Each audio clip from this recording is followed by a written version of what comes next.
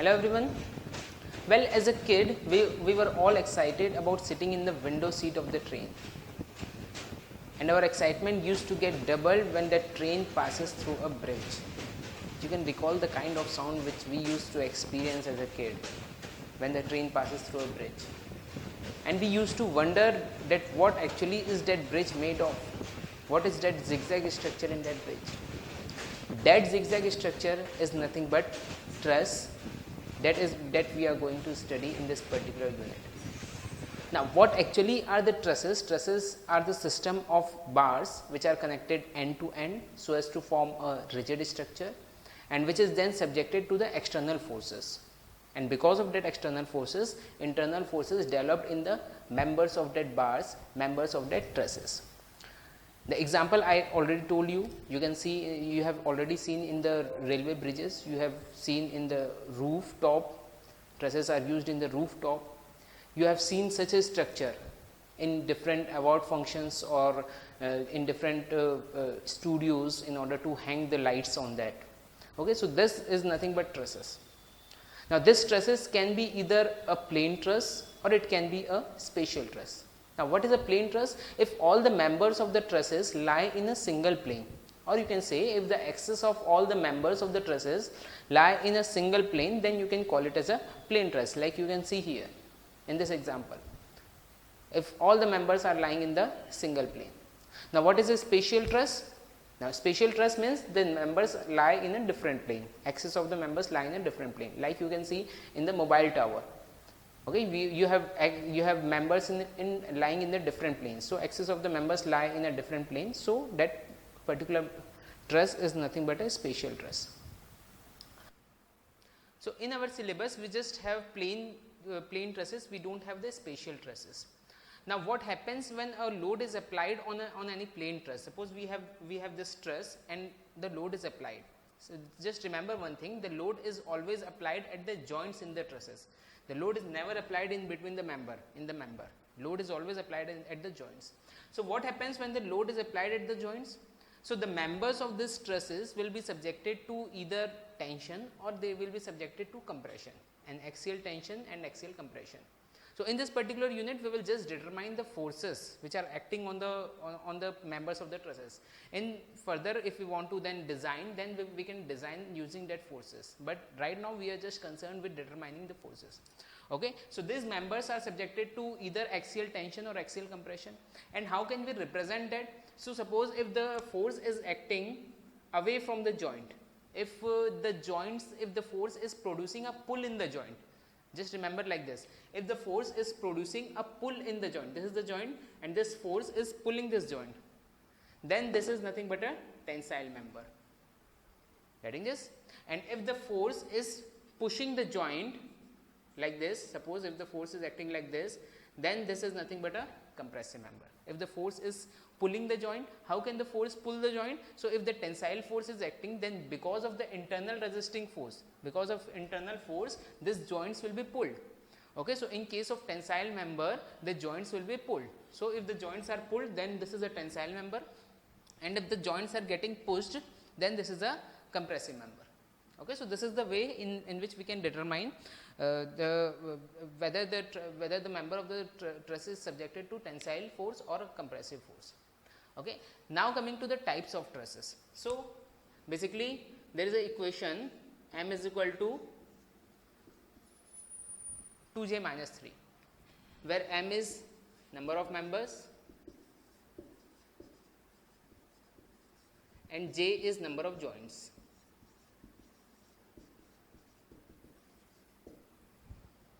Okay. So, if our truss is following this equation, m is equal to 2j minus 3, then we can call it as a perfect truss. Then this truss will be a perfect truss.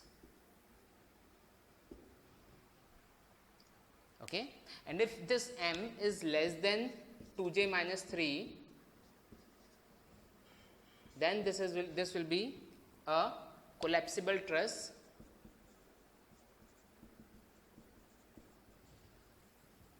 And if this m is greater than 2j minus 3, then this will be a redundant truss or you can call it as statically indeterminate truss.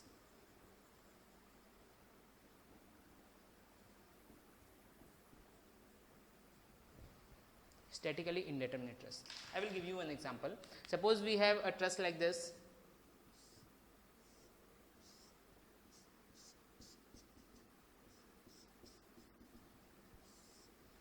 And a load is applied in this truss like this. Okay.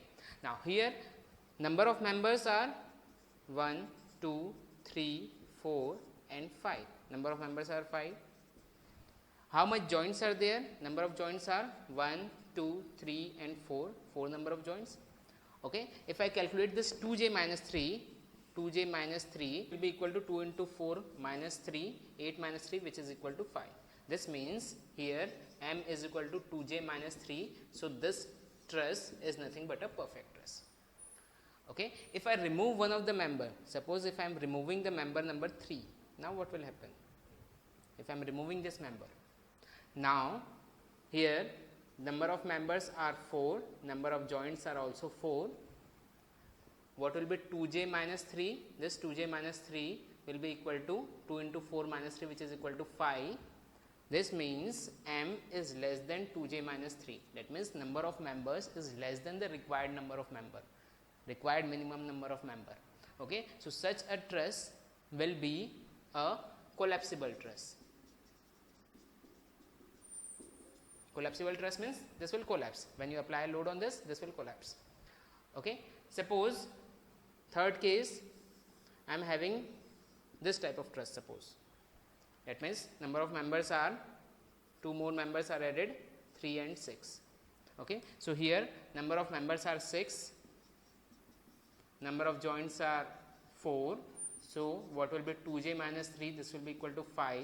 This means m is greater than 2j minus 3. Okay. So, in this case, because m is greater than number of member is greater than 2j minus 3. Okay. So, this will be a redundant truss. Redundant truss.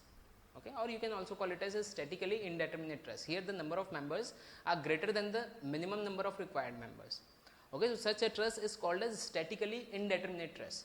Now, what is this term statically indeterminate? So, there are two terms, statically determinate and statically indeterminate. So, if the truss or if any structure can be analyzed just by using equilibrium equations, then we can call it as a statically determinate structure. Okay. It can be statically determinate beam, it can be statically determinate structure, anything. Okay. And if the structure cannot be analyzed by using just the equilibrium equations, then we can call it as a statically indeterminate structure. Okay. For example, if I give you the example of a statically determinate and indeterminate beam, suppose we have a simply supported beam, as we have discussed in the last unit, which is subjected to a point load. Okay. So, in order to determine the reactions, we have two reactions here. In order to determine these two reactions, we just have to put equilibrium condition, summation of Fy is equal to 0, Ra plus Rb is equal to W, and summation of m is equal to 0, and from here we can get the value of this reactions Ra and Rb. Getting this? That means equilibrium equations were sufficient in order to determine the reactions. So, such a beam is called as a statically determinate beam. Okay. But what if I am having a fixed beam? So, if I am having the fixed beam, and if this fixed beam is being applied a load, then what will happen? Now, the equilibrium equations are not sufficient to determine all the reactions, because here a reaction and a moment will be acting, a reaction and a moment will be acting, 4 unknowns. Okay. And we just have we can just have 3 equilibrium equations. So, it is not possible to determine from the equilibrium equation the reaction of this particular beam. So, such a beam is called as a statically indeterminate beam. Okay. So, statically indeterminate structure or statically indeterminate truss is that truss which cannot be analyzed completely with the help of just equilibrium equations. Okay. So, if this m is greater than 2j minus 3, then that is a statically indeterminate beam. Okay. Now, the best part is that we just have to study about this perfect truss in our syllabus. We just have this perfect truss. We do not have to study about collapsible and statically indeterminate trusses. Getting this now? Okay. Next are the assumptions.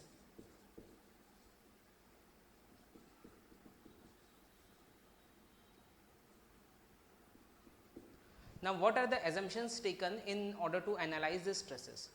The very first assumption is the supports are frictionless hinges.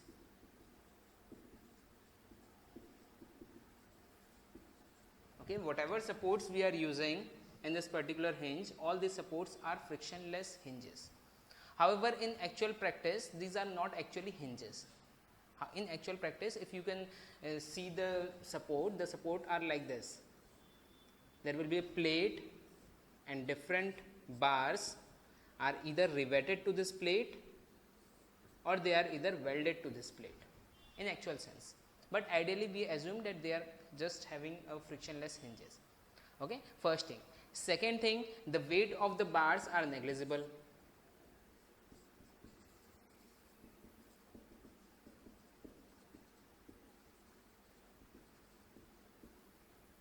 That means we are assuming self weight of the bar as 0. Okay. Third thing, the loads are applied only at the joints, as I told you. Loads are applied at joints only.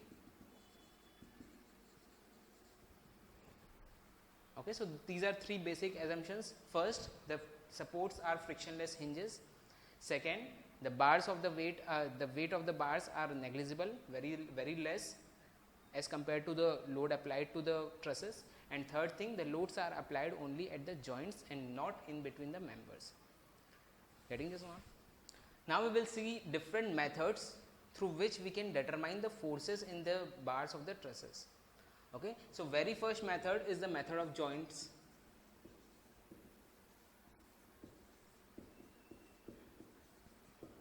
Second method is the method of section.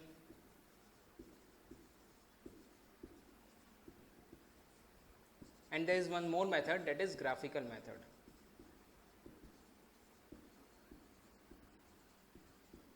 Okay, which you might have studied in the university exam, but we don't have in this GATE syllabus. We just have to study these two methods. First is method of joints and second is method of section.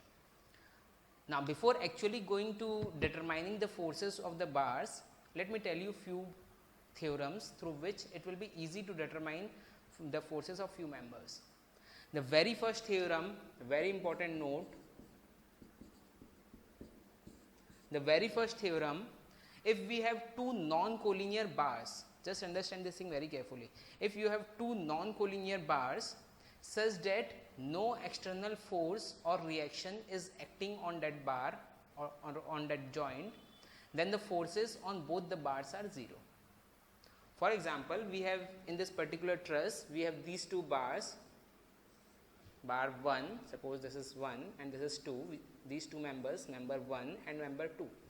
These are two non-collinear members such that no external force is applied at their joint and no reaction is applied at the joints.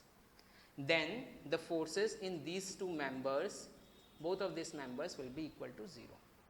Okay, so when you have two non-collinear bars mating at a point and no external load or reaction is acting, then force in both the members will be 0. This is theorem number 1. Clear or not? Okay. Second theorem. What does second theorem says? When you have two collinear bars and a third bar is passing through the mating point of those two collinear bars, then the force acting on the third bar will be equal to 0. I will again explain you from here. Suppose we have these two bars. Suppose this is bar number 3 and this is bar number 4 and this is suppose bar number 5.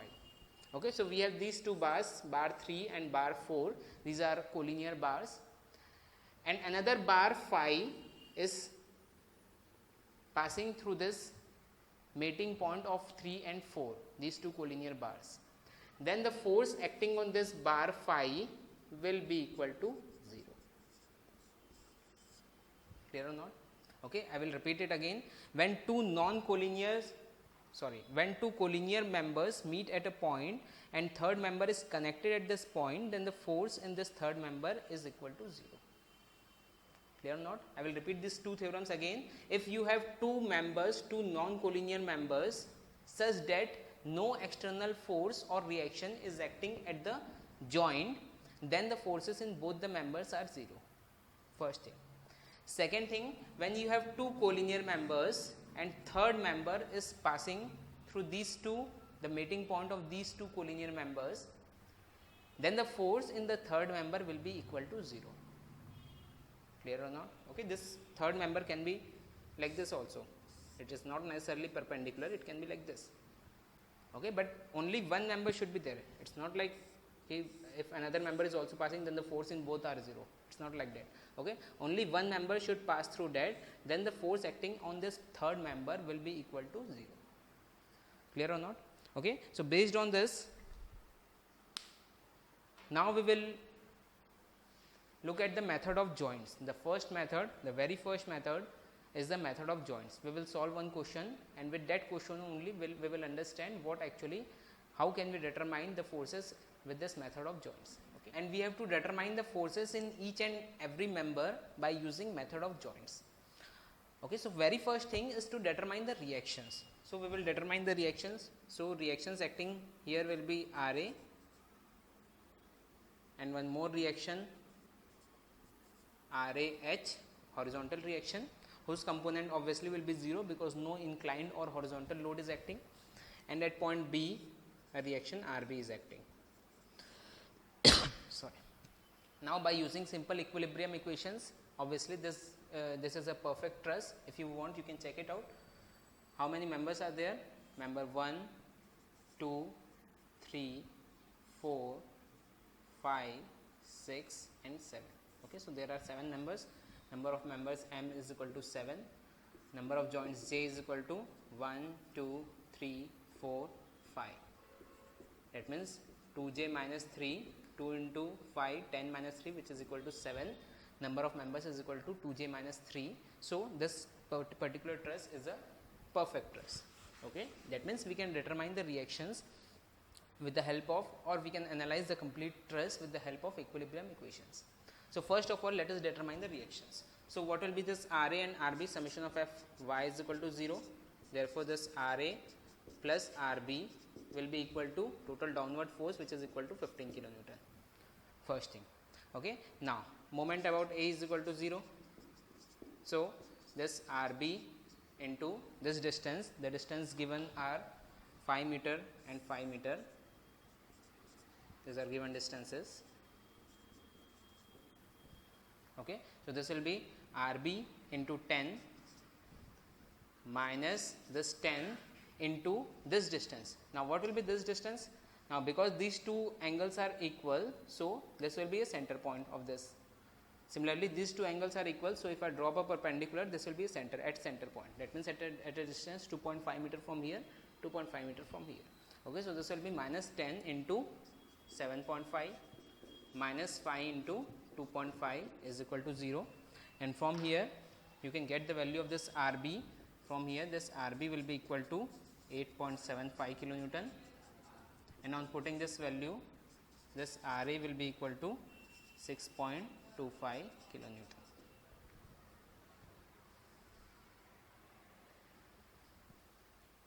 Okay, now we will consider this joint A and we will draw the free body diagram at this particular joint A. Okay, now this joint A, here a reaction RA, upward reaction RA is acting. First thing. Second, a force in this member will be acting. Suppose that force is FAC. Okay, I am considering this as tensile. You can consider this as compressive as well. I am considering this as tensile, and if the value of this FAC, as I am considering this as tensile, if the value is positive, then my assumption is correct, this will be tensile, and if my value is negative, then it will be compressive. Okay, so you can assume anything. You can either assume this as tensile or you can assume it as compressive. Okay, next FAD. Let this FAD be compressive. Okay, this angle is 60 degree as we know. So we have considered this joint A. Now applying equilibrium equation in this particular joint A. So first is summation of Fy is equal to 0. Okay, so total upward force RA is equal to vertical component of this FAD. Okay, this FAD will have two components. first horizontal component FAD cos 60 and second vertical component FAD sin 60. So, this RA upward is equal to FAD into sin 60. Okay, we have the value of this RA. So, from here we can get the value of this FAD. This will be equal to RA, which is equal to 6.25 divided by sin 60. So, from here you can get the value of FAD as 7.21 kilonewton compressive. Okay, we assume this as compressive and we got the positive value. That means this FAD is nothing but 7.21 kilonewton compressive. Clear or not? Okay, we will draw one table. Okay, so very first member is member AD. How much force is acting? 7.21 kilonewton and nature is compressive. Clear or not? Okay. Similarly, applying summation of Fx is equal to 0 at joint A, what we will get? So, in right direction FAC is acting, in left direction horizontal component of FAD is acting. Okay. So, this FAC will be equal to FAD cos of 60, yes or no? Okay. We have the value of FAD. So, we can have the value of FAC from here. So, this FAC will be equal to 3.6 kilonewton, and this too is having positive. This is also a positive quantity, and because we assume this as tensile, so FAC is nothing but 3.6 kilonewton tensile. That is it. Okay. So, the second member is AC, 3.6 kilonewton tensile. Clear or not?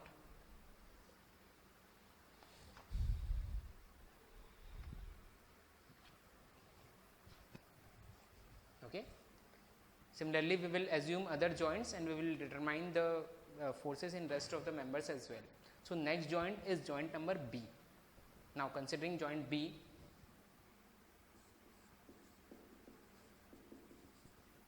so what are the forces acting in this joint B? So, first is RB acting vertically upwards, second FBC, we are considering this as tensile because this is pulling the joint, we assume this as tensile. Okay. And one more force FBE, and let us assume this as compressive. Clear or not? Okay. This angle is 60 degree. Now, same thing again, applying summation of Fx is equal to 0 and summation of Fy is equal to 0. So, from here we will get what? RB will be equal to FBE sin of 60, or you can say FBE is equal to RB, which is 8.75 divided by sin of 60. So, from here this BE will be equal to 10.1 kilonewton. Okay. And this is, we are having a positive magnitude in this and we assume this as compressive. So, this will be a 10.1 kilonewton compressive. Okay. So, next member is member BE, whose magnitude is 10.1 kilonewton and that too is compressive. Clear or not? Okay. Similarly, summation of Fx is equal to 0. So, from here FBC will be equal to FBE cos of 60. Okay. So, we have the value of FBE. So, from here we can get the value of FBC, and this FBC will be equal to 5.05 kilonewton and that too is tensile.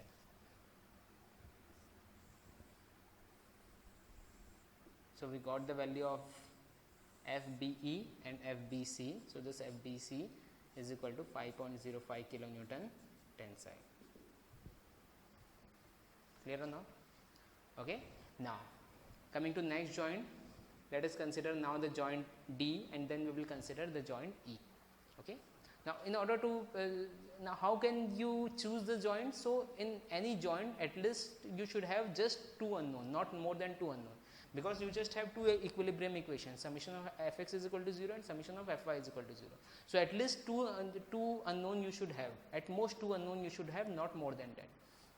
Okay, so why we considered this? Because in this particular joint we had the value of this Ra, we just had two unknown, first FAC and then FAD. That's why we first considered these two joints. And now we will consider this joint D and joint E. Okay, in joint D and E we have the value of this, in joint D we have the value of this FAD, we just have two unknown FDE and FDC. Similarly, in joint E we have the value of FBE, we have two unknown FDE and FEC. Getting this now? Okay, so from here we can get the values. Okay, so let us now consider this joint D. What are the forces acting here? First is this 5 kilonewton acting vertically downwards. Okay, second is this FDE. Now let us consider this FDE as compressive. We have just assumed this FDE as compressive. Second is this FCD. Let us assume this as tensile. Okay, and third force is FAD, which we have already determined, which is compressive 7.21 kilonewton. Okay, so we have this FAD as compressive. Okay, so this is our joint D. Clear? Now what are the angles? So because this angle is 60 degree, so this angle will be 60 degree and this angle will be 60 degree, because this angle is also 60 degree. Okay, so this angle is 60 degree, this angle is 60 degree. Okay, now let us apply summation of Fy as 0. Okay, so this FAD sine of 60, the vertical component, sine 60 plus minus FCD sine 60, this is equal to 5. Getting this? Now we have the value of this FAD, we can get the value of FCD from here. So just put the value, so this will be equal to 7.21 sine of 60 minus 5 is equal to FCD sine of 60. Okay, so from here you can get the value of FCD. This FCD will be equal to 1.44 kilonewton and this will be tensile. Okay, so next member is CD. The force acting is 1.44 kilonewton and that too is tensile. Clear or not? Okay, now summation of Fx is equal to 0. Now what are the forces acting? So here FAD cos of 60, horizontal component FAD cos 60 is equal to or plus FCD cos 60 is equal to FDE.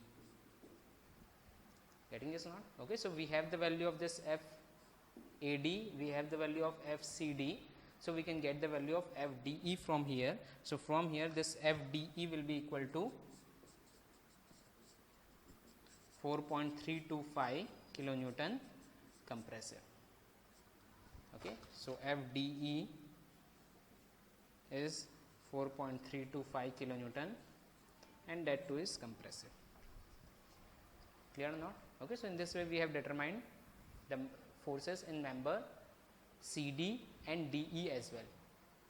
Okay, now considering the last joint, joint E. Okay, now what are the forces acting in this joint E? First is 10 kilonewton vertically downward. Okay, apart from this, here FDE, okay, and this FDE we assumed as compressive and this FDE was actually compressive only. So this will be taken as compressive, FDE will be taken as compressive, first thing. Second, this FBE, FBE is also compressive, so this will be FBE, this is the direction, compressive. And last is FEC, FEC. Let us also consider this as compressive. I told you you can assume anything, and if you are getting a positive value, then your assumption was correct, and if you are getting the negative value, you can just inverse the sign. Okay, that means if you are assuming this compressive and your sign is negative, then it is tensile force. Clear or not? Okay. Now angles, this angle is 60 degree and this angle is 60 degree. Okay. Now summation of Fx is equal to 0. So what are the forces acting? Since FCE, the value of this FDE, this can be replaced. FDE acting is 4.325 kilonewton. Similarly, BE, FBE can be written as 10.1 kilonewton. Okay. So with just one equation we can determine this FEC. Okay. So what will be the equation? So this will be 4.325 plus FEC cos of 60 is equal to 10.1 cos of 60.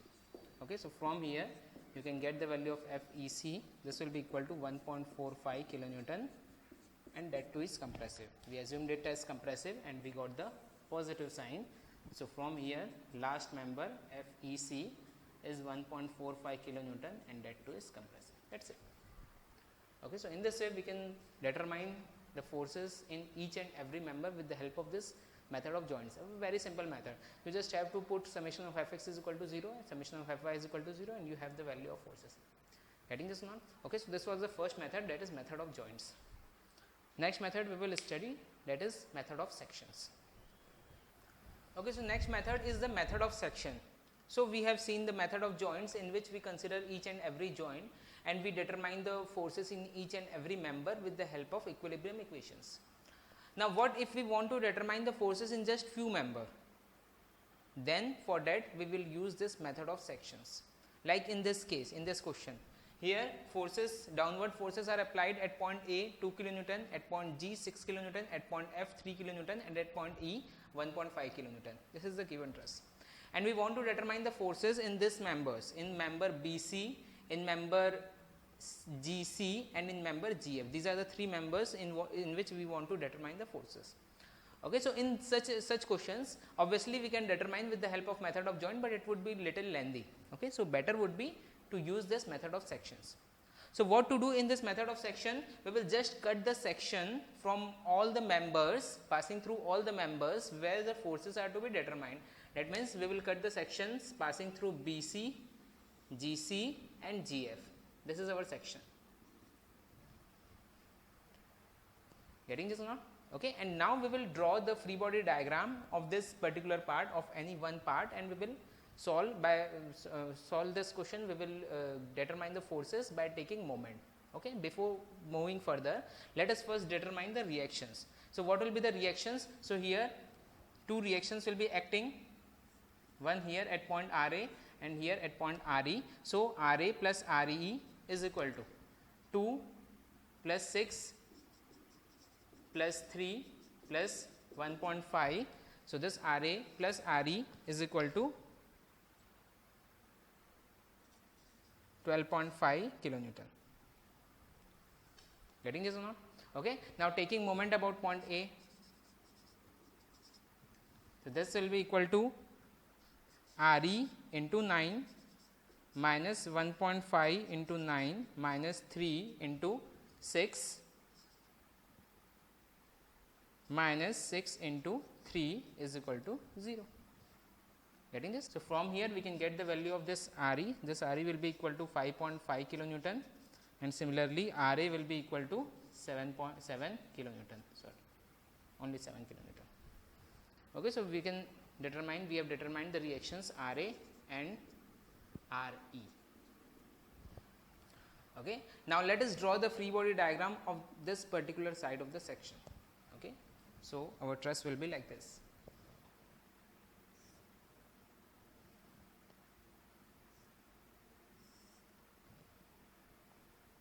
Here a force will be acting FBC, a force here will be acting FGF, and another force FGC, and apart from this we have reaction RA, which is equal to 5.5 kilonewton, and at same point a downward force of 2 kilonewton is also acting. Okay. This angle is suppose theta. This angle is theta. So, we can determine the value of theta first. So, what will be tan theta from here? So, this tan theta will be equal to perpendicular upon base. So, this will be equal to 2.25 upon base is how much? This will be, this is 1.5 divided by 1.5. So, from here this theta will be equal to 56.3 degree, first thing. Okay. Now, so this angle we got as 56.3 degree. Clear or not? Okay. Now, we will consider this figure and we will take moment about any point in order to determine the forces. Okay. Now, how to decide that point? So, in order to decide that point, suppose if I take moment about point B. Okay. So, this FBC will be that term will not be having this FBC, because FBC is passing through point B. Okay. So, we will be having two unknown FGC and FGF with just one equation. Okay. So, it will be not possible to solve this two unknown with the help of one equation. Instead, if I take the moment about point G, then what will happen? If I take the moment about this point, now there will be no term of this FGC and FGF, because this is passing through FGC and FGF. FGC and FGF are passing through point G. Okay. The only unknown will be FBC, and we can easily determine the value of this FBC. Okay. So, first taking moment about G.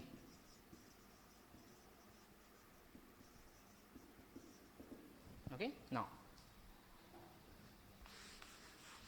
so just take moment about G. So, here this will be RA minus 2, RA minus 2 into this distance is nothing but 3, plus in the same direction FBC into this distance, which is 2.25, this is equal to 0. From here we can get the value of this FBC, which is equal to minus 6.66 kilonewton, or you can say FBC is equal to 6.66 kilonewton compressive. As I told you, we assume this as tensile, but we are getting a negative value, that means this will be 6.66 kilonewton compressive. So, this is the value for FBC, first thing. Okay. So, we got one unknown. Now where can we take the moment right now? So, if I take the moment about point C now. Okay. So, this force, if I take the moment about point C, okay, so this force will not be there, FBC, as this is passing through point C. FGC will not be there, only one unknown will be there, which is FGF. Okay. So, taking moment about point C would be appropriate. Okay. So, taking moment about C.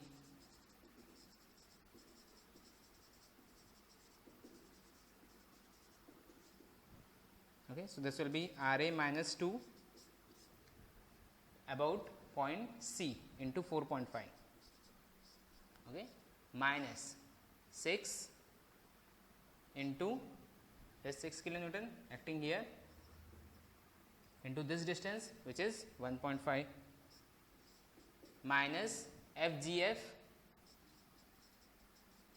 into this distance, which is 2.25, is equal to 0. Okay. So, we have the value of RA, we just have one unknown, which is FGF. So, from here FGF will be equal to 6 kilonewton, and because this is positive and we assumed as tensile, so this will be 6 kilonewton tensile.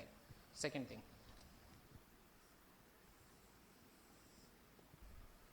Okay. Now, third thing, now we can take moment about point B. Okay. Now, because we have the value of this FGF, only one unknown is there, which is FGC. So, if I take the moment about point B, we can get the value of this FGC as well. Okay. So, now taking moment about point, you can also take moment about point A, whatever is suitable to you. Okay. So, taking moment about B.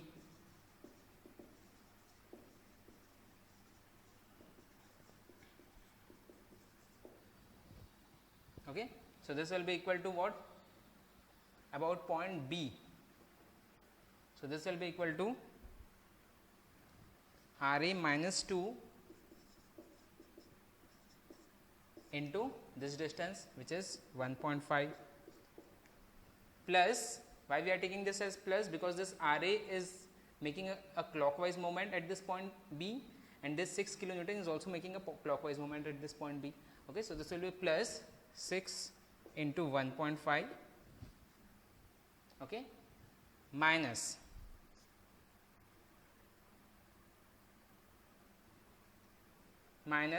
what is this FGF? This is again 6 kilonewton. So, this will be 6 into 2.25, okay, minus one more force is there, which is FGC. This FGC into distance. Which distance? If I drop a perpendicular at GC, okay, this will be the distance. Suppose this point is H. So, this will be FGC into BH.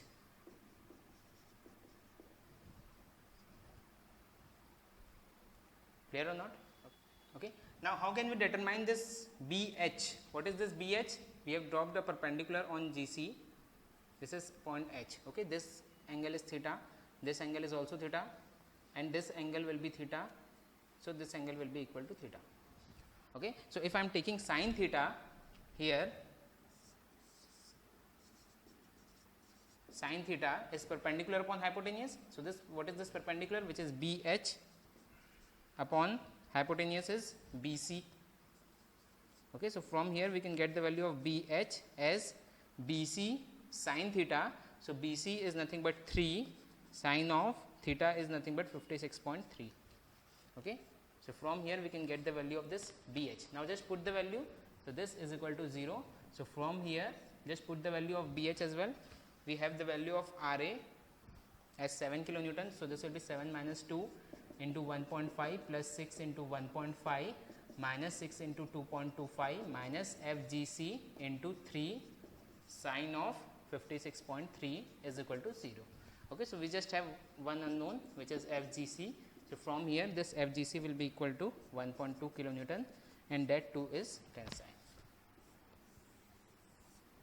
Okay. So, in this way we can get the value of forces in different members. Getting this now? Okay. Thank you.